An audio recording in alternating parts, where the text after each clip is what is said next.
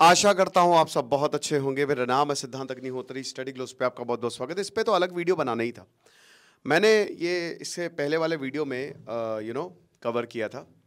और पाकिस्तान को तो यार जवाब देना ही पड़ेगा। अब हमको ज़्यादा सोचना नहीं है, हमको ये समझना है कि आतंकवाद आतंकवाद है। कहते हैं कि आतंकवाद की कोई डेफिनेशन नहीं होती है ना, दिख तो रही है सामने।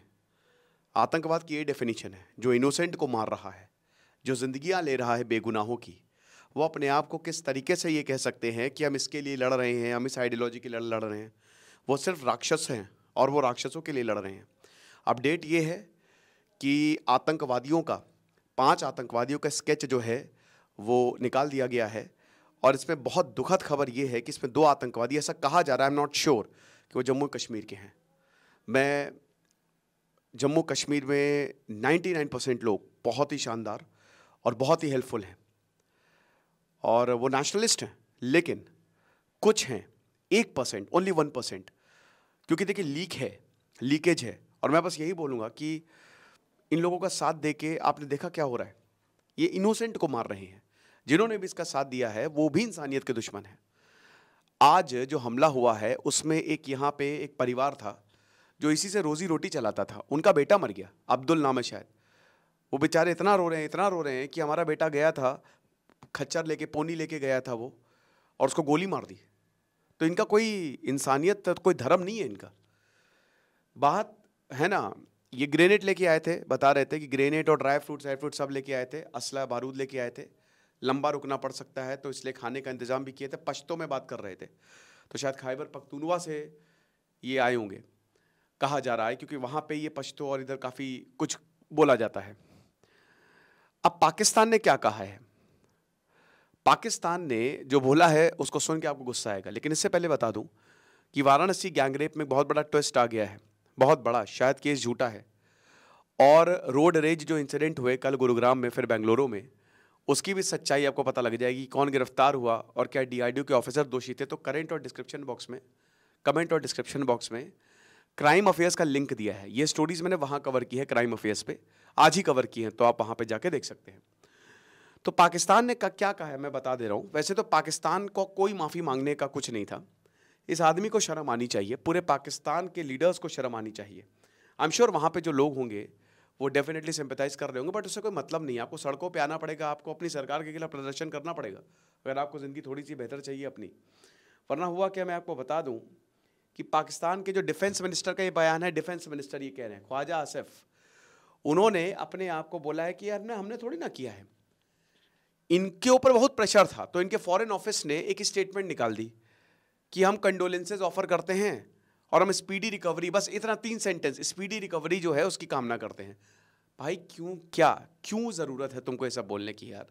नहीं बोलना है, सबको पता, मत बोलो, बट ये झूठा नाटक तो ना करो। एक बार भी इन्होंने टीआरएफ का जिक्र नहीं किया, एक बार भी इन्होंने आतंकवादियों का जिक्र नहीं किया, कुछ नहीं बोला, क्योंकि इनको पता है कि हम ही ने तो भेजा है। हम ही ने, जो ड्राई फ्रूट्स लेके आए थे वो हमारे यहाँ से, शहबाज शरीफ के घर के थे वो, उनको पता है ना। अब बेशर्मी देखिए ये क्या कह रहे हैं। ख्वाजा आसिफ ये कहता है, एक लाइव 92 न्यूज़ चैनल है, पीएम मोदी जो है आपको पता है कि सऊदी अरेबिया से उनकी विजिट कट शॉर्ट हुई और वो यहाँ पे आए हैं। और एक चीज़ और मैं बता दूं कि देखिए धर्म वर्म की बहुत बातें हो रही है, अगर आप लड़ेंगे ना तो इसमें पाकिस्तान की जीत है। आतंकवादी ये चाहते हैं कि भारत में दंगे हों, भारत में हिंदू मुस्लिम कटे वो मरे, खूब लड़ाई हो। तो अगर ज़रा सा भी, अब इतना सा भी अगर झगड़ेंगे ना तो ये मान के चलिए उनकी जीत है। आप समझ रहे हो, हमको यूनाइट रहना है, सबको यूनाइट रहना है। तो यहाँ पे बोला गया है, ये बोल रहे हैं कि पाकिस्तान का तो कोई कनेक्शन ही नहीं है इससे, पाकिस्तान का कोई कनेक्शन नहीं है। रेवोल्यूशन हो रहे हैं इंडियन स्टेट्स में, ठीक है। तो अब पाकिस्तान का कोई कनेक्शन नहीं है। इन्होंने, सबसे पहले तो मैं इसको क्लियर करना चाहता हूँ, हर एक आतंकवादी ग्रुप जो है वो पाकिस्तान से रिलेटेड है। जो इन पूरी दुनिया में अगर आप कहीं पे भी आतंकवादी सुने ना तो आप ये मान के चलिए, मैं यूरोप की, लेकिन इधर एशिया में वो पाकिस्तान से रिलेटेड है, ठीक है। आईएसआई इसको फंड करती है। खालिस्तान कहता है गुरपतवंत सिंह पन्नू के ऑफिस हम लाहौर में बनाएंगे, ठीक है। और स्पेशली जो भारत के ग्रुप्स हैं, भारत में जो एंटी नेशनल ग्रुप्स हैं, जो एक्टिव हैं, जो मिलिटेंट ग्रुप्स हैं, वो भी पाकिस्तान से रिलेटेड हैं, ठीक है। तो ये कह रहे हैं कि हमारा कोई कनेक्शन नहीं है। अभी हाल ही में जितने आतंकवादी मरे हैं, अभी सैफुल्ला कसूरी जो है, जो मेन कमांडर है, जिसने ये पूरा का पूरा अटैक प्लान किया है, ठीक है।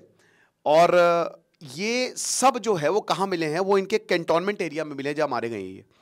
तो ये आराम से इनकी आर्मी, जो पाकिस्तान की आर्मी है, इनको बड़ी बड़ी गाड़ियों में लेके जाती है, बॉडीगार्ड प्रोवाइड करती है।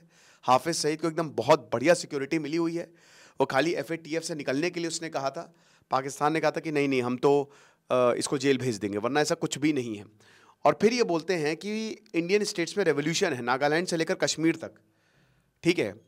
मुझे पता है पाकिस्तान के लीडर्स, ये बिल्कुल अनपढ़, कुछ नहीं पढ़ा है इसने, ठीक है ना। यही बोला था कि घोरी और गजनवी को हम क्यों जो है वो ग्लोरीफाई कर रहे हैं। तो कौन से स्टेट में रेवोल्यूशन है? मतलब ये शायद नागालैंड में भी, भाई वहाँ तो सरकार हर महीने कुछ ना कुछ कर रही है, ठीक है। वहाँ पे जो दो इसाक मुहिया और खपलांग ग्रुप थे, ठीक है, NSCN, तो बेसिकली उनसे एग्रीमेंट साइन किया है, ठीक है ना। जो IM ग्रुप है उससे एग्रीमेंट साइन किया सरकार ने। और नागालैंड में तो टूरिज्म बढ़ रहा है, पूरे नॉर्थ ईस्ट में, मणिपुर को छोड़ के। मणिपुर में भी अब नॉर्मलसी आ रही है। हम इनकी तरह थोड़ी ना है कि बलूचिस्तान ने अगर राइट्स मांगे तो उठा के कुचल दो।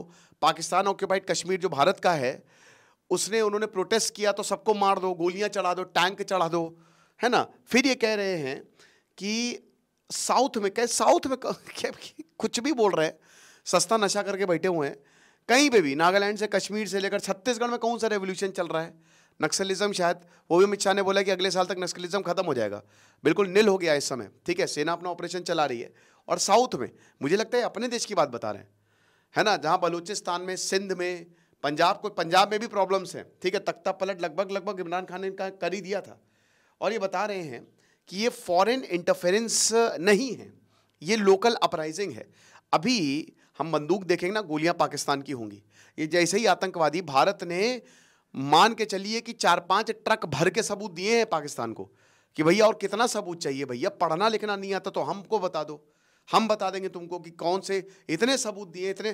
तसव्वुर राणा को गिरफ्तार किया तो पाकिस्तान ने बोला नहीं, ये हमारा नहीं है, ये तो कैनेडियन है, ठीक है। तो मैं बता तो रहा हूँ, कहीं पे भी आतंकवाद का नाम आए ना, ये देश आएगा ही आएगा। जब भारत के साथ था तो बढ़िया था।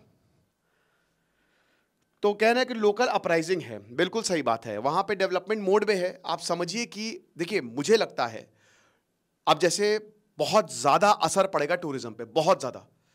और मैं बहुत सारे कश्मीरी भाइयों को जानता हूं, बहुत सारे टूरिस्ट ऑपरेटर्स को जानता हूं, जिनसे मैं कॉन्टैक्ट, वो लगातार व्हाट्सएप पे डालते रहते हैं, खुशी दिखाते हैं वो कि आज ये ग्रुप आया तो उन्होंने कितना अच्छा कहा हमारे होटल को, या हमारी टैक्सी को, या जो हम पैकेज दे रहे हैं, वो लगातार डालते रहते हैं, राइट।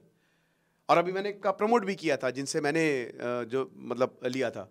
तो बात ये है ना कि अब वो हॉल्ट पे आ जाएगा। यही तो चाहता था पाकिस्तान। तो मैं तो यही बोलूंगा कि इसको चलने दें, ठीक है। मतलब रोके ना, रोकेंगे तो उनकी जीत है। वो यही चाहते हैं पाकिस्तान की सब रुक जाए। वो यही चाहते हैं कि पाकिस्तान जो भी भारत में इन्वेस्टमेंट आ रहा है सब खत्म हो जाए, लेकिन ऐसा नहीं हो, है ना। क्योंकि अभी देखिए बंद का ऐलान, शायद अब जाहिर सी बात है कि इनको मारा तो जाएगा पकड़ पकड़ के, और पैरेलली ऑपरेशन करवाए जाए, लेकिन असर पड़ेगा दोस्तों, टूरिज्म पे तगड़ा असर पड़ेगा। और इंडिगो ने तो 2 फ्लाइट भी चला दी, सब भाग रहे हैं वहां से कि निकलो किसी भी तरीके से। डर है ना, डर है, डर का माहौल है। 5 साल से टूरिज्म है, रिकॉर्ड टूरिस्ट आ रहे हैं, लेकिन कल एक ऐसा दिन था जो हो गया। और टूरिस्ट को कभी भी मारा नहीं जाता है, याद रखिए। आसिफ फिर बोलता है ये कि ये अपने राइट्स के लिए जो है वो बात कर रहे हैं। These people are asking for their rights.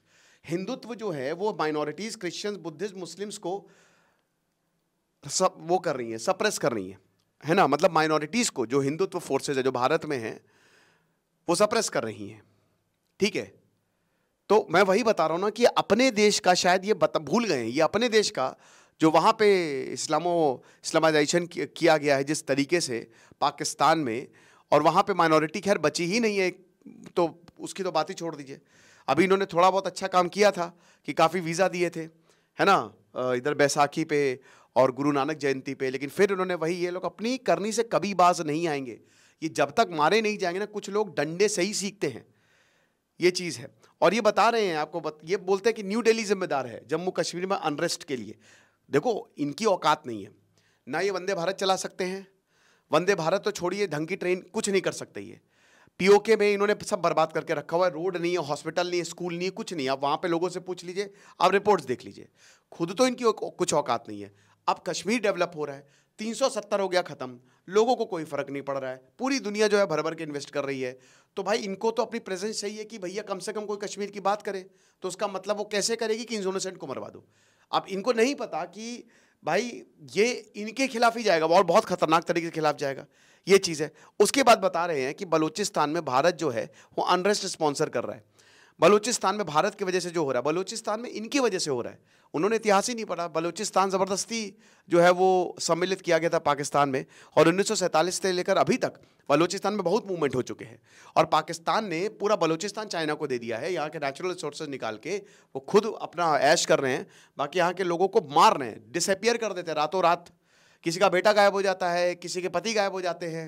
तो ये कह रहा है, तो भाई हमको कुछ करने की ज़रूरत नहीं है, वो अपने आप ही हो जाएगा। वो मैं बता रहा हूँ ना कि ख़त्म हो जाएगा पाकिस्तान। 3-4 साल रुक जाइए आप, है ना, इधर उधर टुकड़े ही मिलेंगे आपको, ये चीज़ है। फिर बता रहे हैं कि पाकिस्तान में इनस्टेबिलिटी के पीछे, अब इनको नहीं पता है, बता रहे हैं कि पाकिस्तान में इनस्टेबिलिटी के पीछे भारत है, बल्कि इनको नहीं पता कि पाकिस्तान की इनस्टेबिलिटी रहेगी और वो अनंत काल तक चलेगी। वो है, थी और रहेगी।